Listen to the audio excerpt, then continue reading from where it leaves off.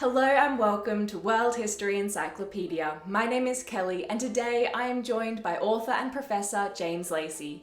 James is a widely published defense analyst and is the professor of strategy at the Marine Corps War College.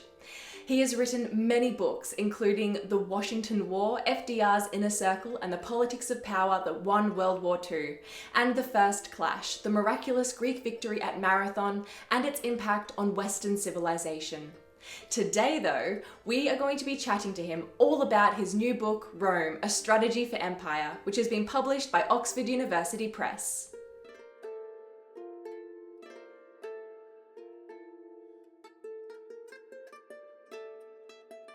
Thank you so much for joining me today. It's so great to be able to talk to you about your new book. Can you tell us a little bit about your background? Sometimes when people ask me for my background, it sounds like I can't keep a job, but I'll go through it from beginning to end. I spent about a dozen years in the United States Army as an infantry officer, active duty. Excuse me. Um, that was the 82nd Airborne, the 101st Airborne. A lot of time in Germany after that at various senior Army headquarters.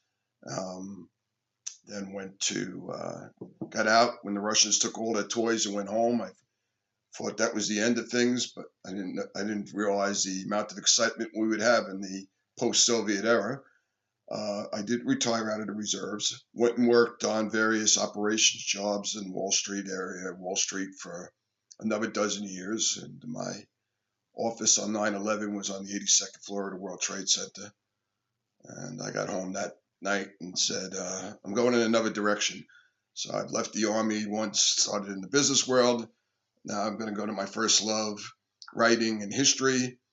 Got pretty good. I got a job at writing editorials for the New York Post and New York Sun the week after. And then Wow. talking to the editor of the Time magazine at lunch, I said, I'd like to come to Time. And he said, sure. So I went over to Time magazine, which sort of seems to annoy a lot of journalists who spend their entire life trying to do something like that. And then the war was starting. Oh, Operation Iraqi Freedom was gearing up. I said I wanted one of the embed jobs, and one of the embed jobs, they said, all the embeds were going to the Washington Bureau, and they couldn't get any more. I said, well, I can get my own. So I still had a ton of Army contacts, and said, if you get your own, you can go. So I embedded back into the brigade I'd been a company commander in. The brigade commander and me had been company commanders together. So that was an interesting experience. Came back, decided to write a book on the war. Rick Atkinson beat me to it on the unit I was with. So I went to do some more research, and that led me over to the Institute of Defense Analysis, a think tank that supports the military. Stayed there for about 7 years doing research on a number of strategic topics and writing on a number of strategic topics. Got my PhD while I was there in history, and then decided I only did it really for one reason, was to teach history. A job came open at the Marine Corps War College, and my PhD was all of 8 days old, and they hired me. And I've been there for about 12 years. So I've had an eclectic series of experiences. Now, for writing this book, it's great. There's a lot of people who studied Roman history, which is in many regards military history, who don't understand how militaries work. How armies, how soldiers, officers think, strategists think. So I had decades of that experience to bring into this. And then there's a lot more to strategy than just the military side. So I understand how the global economy works. That's part of my job, part research. My PhD was actually on the economics of World War II. So bringing the economics, the military, and other things together lets me tell a story that really hasn't been told ever. I mean, Edward Lutwak wrote The Grand Strategy of the Roman Empire, but he only went up to the 3rd century and quit. Didn't quit, just didn't cover anything after that. So there was still another 200 years of the Roman Empire to go before the Western Empire collapses. So I said, when I'm doing this, I'm going to cover the whole thing. And all he covered was basically the military structure of the empire. Here's their military strategy. Whether he got it right or wrong is sort of immaterial right now, because there was so much more to it, and Rome didn't lose its empire because its soldiers stopped fighting. It lost its empire because it took the eye off what truly mattered, its economic core, and they couldn't buy any more soldiers. There's plenty of soldiers out there to buy. Rome just couldn't afford them anymore. So, taking my varied jobs together gives me a perspective that I think is missing from the entire debate on whether Rome could have a strategy or not. And we'll probably go into that a lot more as we go forward. So your book, Rome, A Strategy of Empire, you would say is focused on the strategy of their military for the whole history of ancient Rome? It's not limited to the military. You can't talk about Roman strategy without having some focus on the military aspects. But I spent a lot of time on the economics that back it up. Roman diplomacy, which is very important. The infrastructure of Rome that makes possible transitions of government. There's a whole bunch that goes into creating a strategy. The simple solution, ways and means. What do you want to do, and how do you want to do it, and then what do you have to do it with, is important. The really crucial reason I decided to take this on, I've been reading about Rome my entire life. I'm a professional historian, but I'm an amateur Roman historian. I've read tons of books. I've read almost all of the classic material, but there's a huge number of professional ancient historians who have specialized on Rome since the very beginning, who know every bit of the material perfectly. And when Luke Walk wrote his book, he hit a topic that none of them had really ever thought about before. Did Rome have a strategy? And it seemed like to me that Luke Walk was like a virus. You're a strategist. You do military advising and consulting. You don't know anything about Rome, and you therefore got it all wrong. And that is the incredible consensus opinion of ancient Roman historians. There are exceptions, and some very big exceptions. David Potter, Peter Hever, really big names who said, we may have gone a little overboard on beating up on Luke Walk here. But, the Cambridge ancient histories have been all redone in the last couple of decades, and they basically have a chapter saying Rome was incapable of strategic thought. Not only didn't they have a strategy, they couldn't even think strategically. And that just bothered me, because to say that when you realize Rome spent over half its revenues on its military establishments, its navies, its legions, all the fortresses, all along the perimeter of the frontier, it means they were expending 50% of their GDP, or close to it, every year on a strategy to keep what was on the other side of the frontiers on that side. Not letting them into the empire. And nobody in 500 years stopped and said, why are we doing this? Or are we doing it right? From just a common sense perspective, that struck me as wrong. And I had a chance to look at it, to write a chapter in a book. Someone said, can you write a chapter on Roman strategy? And that really got me, that chapter was almost as hard to write as a book, because I hadn't dug deeply. I just assumed Luwak got it wrong because everybody had told me he did. And then I started researching the chapter. I was like, Luwak got a lot of this right. Now, his book, Grand Strategy of the Roman Empire, is 40 years old. In my opinion, he over-systemized his analysis, and he doesn't tell you why they did things. He says, here's what they did, and that's strategic, and they must have had a strategy. But you really don't get what was driving that strategy. Why did they make these decisions this century, new decisions the next century? What was changing over time? 500 years of empire. It wasn't an empire in stasis. Things didn't move as fast as they move in the 21st century. But 500 years. If you go back 500 years from today, Henry VIII is still on the throne of England. Copernicus is just discovering that the sun might be the center of the universe. That is a lot of time for change. And Rome changed, the empire changed, the strategy changed over time. But the Roman historians themselves say, hey, Rome didn't even understand the geography of the world or its empire. So they couldn't figure, if you don't understand geography, how can you think about strategy? And this has probably been overanalyzed to death. If the fighting and the warring back and forth, what they knew about geography, what they didn't know about geography. It may have gone too far, but that analysis, that debate, but they seem to have come to the conclusion that they didn't understand much geography, and what parts they did was not enough to form a strategic conception that they could execute on an empire-wide basis. And the basis of that was the maps that we currently have for them are what they call itineraries. They look like train maps. A subway, if you've been to a New York subway, the London train maps, it's stop, stop, stop. You don't know anything about what's in between. It's just a series of stops. And historians have said, well, that you can't plan a strategy based on, how many days it take to go from Rome to Ravenna, Ravenna to Vienna, Vienna to wherever you want to go, because that's all this was. They were like travel logs.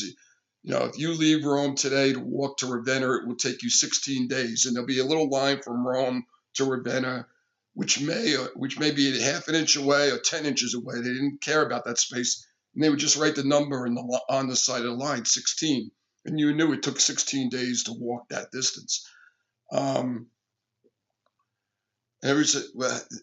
Roman historian consensus, and Susan Matern in an absolutely wonderful book, Rome and Its Enemies, lodged this into the system. Those itineraries, this is where Susan Matern went wrong. Everything else about the book I absolutely loved, if she happens to watch this. You can't use itineraries to do strategy. And I said, oh, well, then you better tell U.S. 21st century strategists to stop doing that, because that's exactly what we use. They call it nodes now instead of points on a map. It's various nodes, railroad nodes, seaports. And then one of the examples I use in the book, when Kissinger called American aircraft carriers, 1,000 tons of mobile diplomacy. When any trouble happened anywhere in the world during the 80s and 90s, the first question politicians in the U.S. asked is, where's the nearest carrier and how long it would take to get there? Nobody cared anything about the geography in between. When we had to deploy to Operation Iraqi Freedom for the first invasion or Desert Storm, all that anyone was looking at was nodal maps. We're going to go into these 5 ports. Each port can hold this many men, and it takes this many days to move from Hamburg to that port, this many days to move from Savannah to that port, wherever the men and equipment were coming from. All the geography in between was of zero relevance to the U.S. military. The only time the military cares about the geography on a map is at the point of the spear where there are actual fighting. And when so all the Romans cared about was, all right, I got 30 legions, 8 of them along the Rhine River. I'm going to pull 4 out from these 4 cities, Cologne, Mainz, whatever, and I'm going to move them to Antioch. And then they take out the itinerary. It's a 10-day march from this city to that city, 6 days to this city. And immediately they knew exactly how long it was going to take to march 1 legion from that city. And the only execution thing you now have to do is send messages ahead to the governors of the provinces. Roman legion will come by on the following days, have food ready, because the Romans weren't going to carry. They're not going to carry 1,000 tons of food with them. the itineraries, rather than being something you would never use to do strategy, turn out to be exactly what you need to do military strategy. That alone throws out 90% of the argument that the Romans couldn't do strategy. Everyone has to go back and relook it.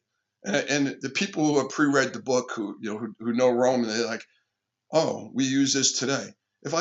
There's war games out there you could buy for $50 or $100 that are based on the Roman Empire, and every one of them is point to point. It's like a hub and spoke network, because that's how you think about strategy.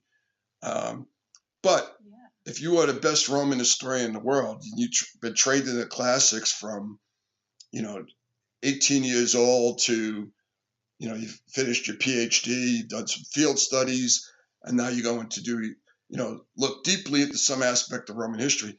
No one has sat you down and said, well, here's how strategists think. So what I'm adding to the field is, wait a minute, you guys have done an excellent job telling me what happened in Roman history. I'm standing on the shoulders of giants, and I list them in my book. Here's all the guys and gals, women, men that I have read that know the history of Rome and the Roman Empire better than me. I'm taking all of your knowledge that you have built up over 200 years, and now I'm going to overlay upon it the stuff I do know about. Strategy, the economics of war, and how we think about these things in the current era, because strategy never changes. And I have a portion of one of the chapters where Aristotle says what's important for politicians to know about, and I literally now take that and hand it to my class and say, here's how to think about strategy. If I don't tell them it's Aristotle, it looks exactly like what we would teach in the war colleges, U.S. military and British, Australian war colleges today. It's ways and means by another, but he actually calls it that at certain points. But who today reads Aristotle? Well, I'm sure there's a small group of people that still enjoy it. Yeah. None of them I run into on a day-to-day basis, though. No, probably not. Well, it's incredible that even just one facet of, modern strategy, modern military that you know already could make such a huge difference to your understanding of strategy in the Roman Empire. I wasn't doing this as a lessons learned book, but if strategy doesn't change, if you are deeply imbued in strategic thought, what the Romans did, what Napoleon did, and what we do today, it can all be summed up into certain categories. So they always say the nature of war never changes. The character of war may change. It's the character, the technology may change. But here's an interesting thing.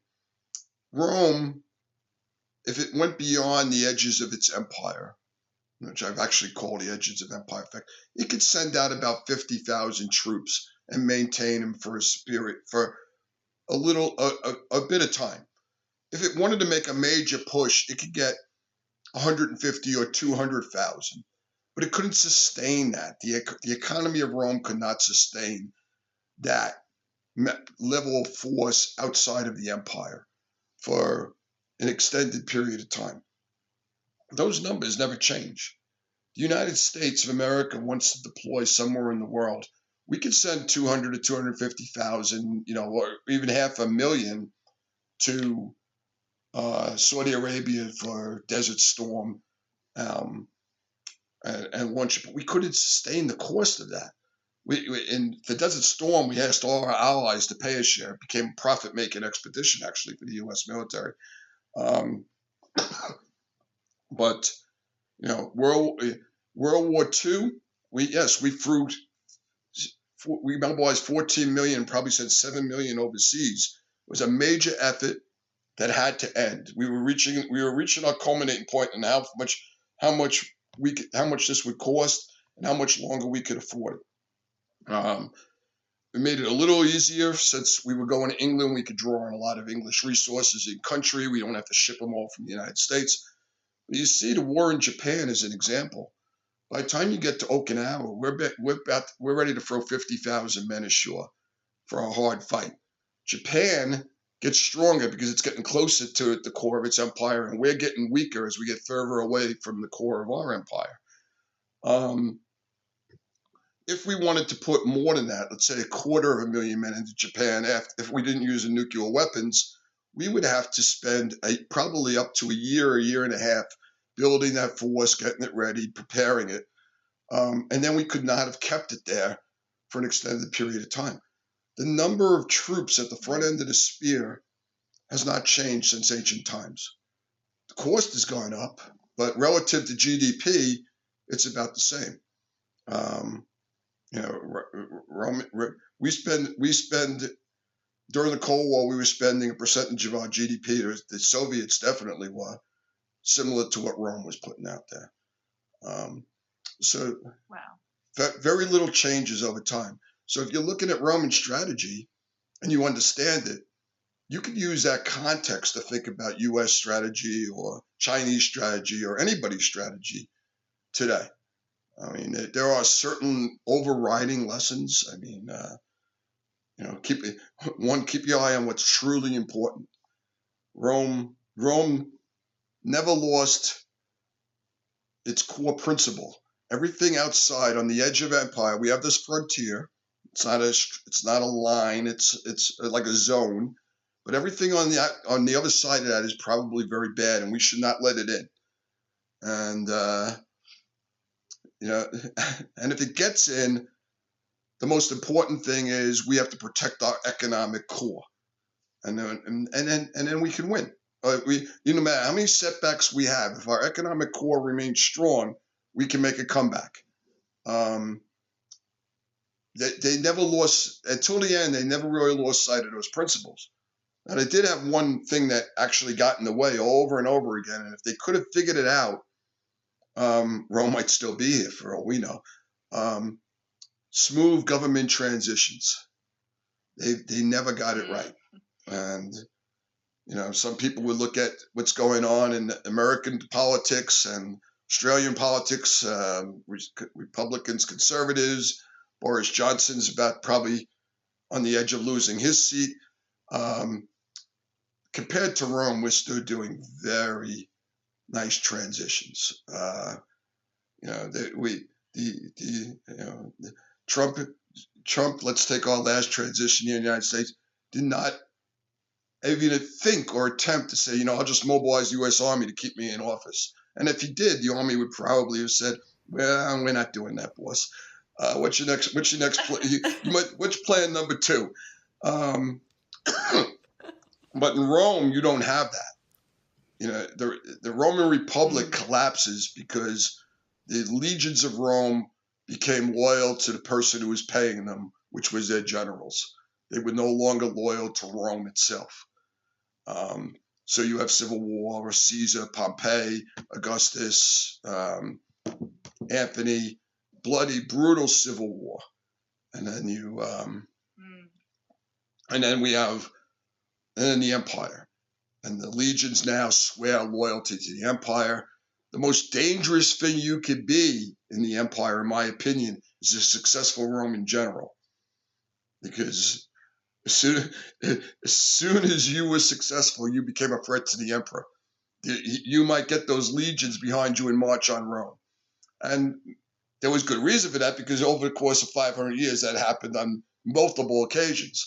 So, and when a general rose up and said, I'm in revolt, it didn't matter what strategy Rome wanted to do, what threats were on the outside trying to get in. Everything else went to second place, because the overriding strategic concern was, I have to beat the usurper. And the Roman legions would march, and they would fight. And if Rome could have avoided these bloody transitions, these bloody civil wars that happened on a recurring basis, there was no power outside the frontiers that could have taken on Rome. So you Even the Huns could not have taken on a Roman Empire that was solidified under one ruler, ready to meet them in open battle. And so, when the 3rd century, with crisis after crisis, is the beginning of a climate crisis, as the temperatures cool, there's plagues, the barbarians are moving on all fronts. The Persian Empire, which was the Parthian Empire for a number of years, the Parthians have been replaced by the Sassanids, who are a lot more active, a lot more military oriented, and they're looking to expand themselves. And the easiest way to expand was into the Roman Empire. It looked like Rome was going to collapse. They had lost all of Gaul, which is mostly modern-day France. Egypt was lost. The empire was collapsing, but they maintained that core. Italy, North Africa, the Danubian provinces, the economic center, and the place where you do the best recruiting was in the Balkans. And they come back. They fight their way back. They have another 200 years of life. But then, in the final crisis, the crisis of the early 400s, the early 5th century, when they all come across the border, and you finally have Attila bringing the Huns in. And the Romans sort of focus on Attila. And these Vandals, maybe 10,000 to 15,000 warriors at most, get into Spain, spring across the Gibraltar Straits there, and get into North Africa. And a couple of years later, they own all of North Africa. That is the economic center of the Roman Empire. Once it was lost, Rome finally looked up and said, "Oh, who cares about the damn Huns? We don't care anymore. We got to get that back." They were not able to do it. The Byzantine Empire eventually got it back, but it was a wasteland by then. Rome has lost its grain. Rome's fleets were in North Africa. The Roman tax base was North Africa. They couldn't. They lost everything. You don't see that in the Eastern Empire, which has a much longer life, because the barbarians can't make the jump from Constantinople. The Eastern Empire's economic core, which is all of the Levant, all the way down and into Egypt, which is the richest province in the empire, is never touched until the Arab invasions coming up from the south. So as long as Rome could control its economic core, they were close to invincible. When they took their eye off the ball and said, "Boy, these Huns look dangerous. We're going to focus on them," and then they lost North Africa, that time was up. Chris Wickham refers to this as Rome broke its tax spine. The financial spine of the empire was cracked. And we can't lose track of how important that was. The Roman Empire is incredibly rich compared to the Roman Republic, because the Roman Empire gets richer almost every year. Prior to the Roman Empire, the Pax Romana, the Mediterranean is just a war zone. Wars everywhere, city-states fighting city-states, small provinces and small states fighting each other. Rome came in and said, "First you fight us, we win, you don't fight anyone anymore." I mean, even when Rome wasn't conquering you, their power was so great. One of the Seleucid kings was marching into Egypt, and the Egyptians, "Help us, Rome, help us." And Rome sends an ambassador, and he goes in and says, "Don't march." And the Seleucid king is, I lost track of names here, Antiochus, says, "Oh, I've got to think about it." And the Roman ambassador is great. And he draws a circle around them in the sand. He goes, "I'll have your answer before you leave that circle. If you decide on war, you're at war with Rome." And he goes, "Well, in that case, I'll just go home." That's the power that Rome had. But think about this in economics terms. If you were a farmer and you built yourself a nice irrigation system and a nice mill, and you were making some money from the other farmers who brought their grain to your mill, and a war happens, runs right over your territory, they wreck your mill, they ruin your irrigation system.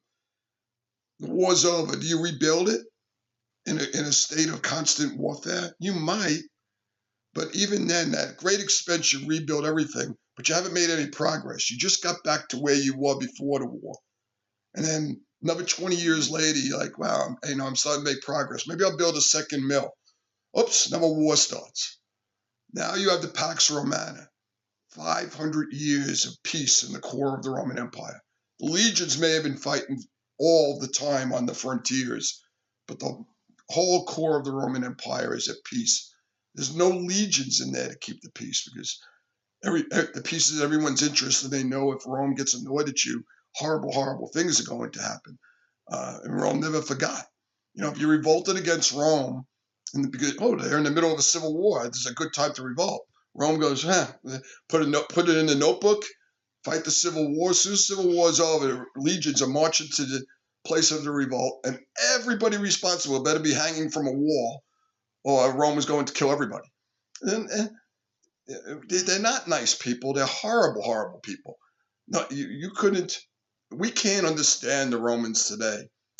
Us trying to think about how to think like Romans is literally impossible. Even their enemies, the barbarians, the savage barbarians, would look at a Roman battlefield afterwards in disgust and sickened at the savagery.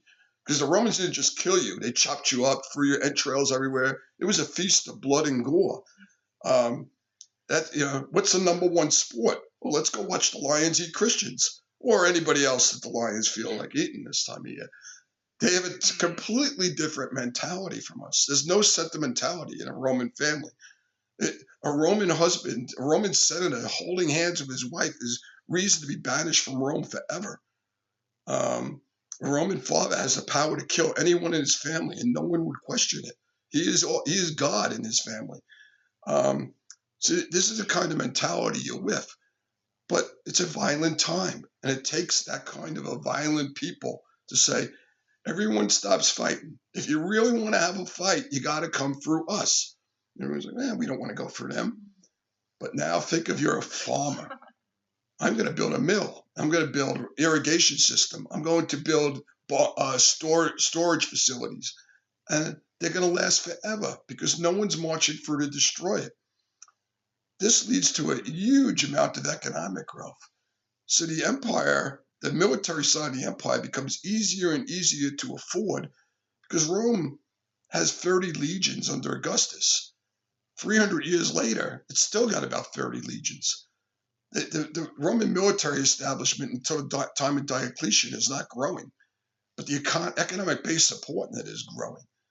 So, if the economic base doubles and the number of soldiers has not moved at all, then affording your military establishment cost half as much in real terms. Without that understanding of what was happening inside Rome and how it was changing things, I never see that. This couple, one of the Roman historians I enjoy reading the most said, "We don't understand the Roman economy. It's all guesswork." And, 30 years ago, I would have said he's probably right. But a lot of people have spent a lot of time and effort in the archaeology. And there's a list of the names in my book. I'm like, wow, I think they know enough now that they could make some really good assumptions without fear of ever being proven wrong. And I don't have to do that work myself. I just got to copy their work. As I said before, there's a lot of Roman history in the book, but I'm not figuring that out. I'm not looking at the sources and say, can I trust this guy? Is this Herodian trustworthy? No, I don't think he is, but I don't know. But there is a consensus of Roman historians who have read every line, every sentence, parsed it against everything else we know about Rome and said, he's probably telling the truth here. This looks made up. Excuse me. That's thousands of hours of work I don't have to do. All I have to do is take what they have, the best Roman historians in the world, take their consensus opinion and overlay. Well, here's how you think about it in strategic terms. And hopefully I got it right. I think I did. I'm waiting for Edward Litwack to read the book and give me a phone call. No, Jim, you've got it all wrong.